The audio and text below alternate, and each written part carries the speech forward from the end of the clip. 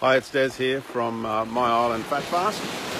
Basically, just wanted to have a chat with regards to the physiology of what's happening with our current dietary guidelines and what the effects that's having on our blood system, and from there and further down the track with that. And also the amount of stress that's driving people, and then they basically a spiralling effect with their diet. Gets worse and worse, they put on more weight. We see a lot of people at my clinic with regards to that. Adrenal fatigue leads to thyroid dysfunction, sex hormone dysfunction. But one thing that can help is diet. It's a great thing.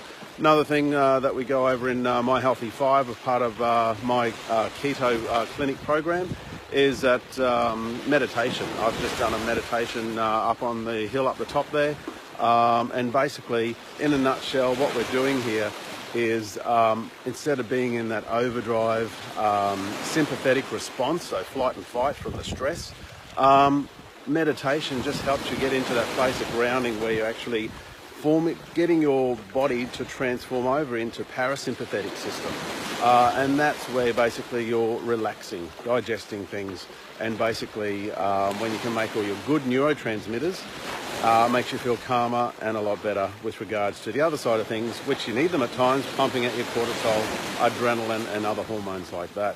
Now getting back to current dietary guidelines with regards to what its effect on our blood. So eating a low-fat, high-carbohydrate diet hasn't worked. You can see that over the last 50 years with the guidelines. Things are getting worse.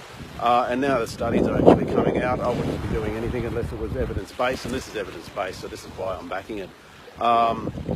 With regards to what the current guidelines, when we're eating high carbohydrates, basically what that's doing to our blood sugar levels, it's forcing them up, and anything that forces our blood sugar levels up will force our insulin up. It's just a physiological response to do that. So what happens is blood glucose goes up, we eat a meal, blood glucose goes up, insulin has to come out, insulin tries to drive that blood glucose into the cells, the muscle cells and things like that for energy. It'll only take so much, and then it gets overloaded because of the amount of high carbohydrate diet we're eating. The rest goes to the liver to get processed to be stored as fat. Now if you're eating 3, 4, 5, 6 times a day with meals and snacks, you're doing this all day long, and you can eat a big meal within an hour and a half, you're actually hungry again. So people go and eat again, even though they've got plenty of energy on board to run and fuel their body, but they might feel lethargic, low energy, their brain's gone down. So basically with insulin forcing that into as fat, that's how we're becoming fatter and fatter, and eating more and more, and we don't have to eat as much as what we are currently eating. When you go on keto, you realise how little the actual body needs. And when I talk about keto, keto is a very big spectrum. What we find with clients are people who start keto and have troubles with keto, they go, oh yeah, I've tried keto before. It just shows that they were never in ketosis. They might have been eating lower carb, but they were not in ketosis, and that's where you get the true benefits. You can still get some great benefits from just by eating a lower carb diet. I'm not anti-carb. I think that we need to go low carb to get into ketosis, to feel the full benefits, to get fat adapted, and over time, this leads to that you can, what I call an infinite fuel system, where we're actually fueling our bodies on ketones and on glucose. I think it's the best way to go.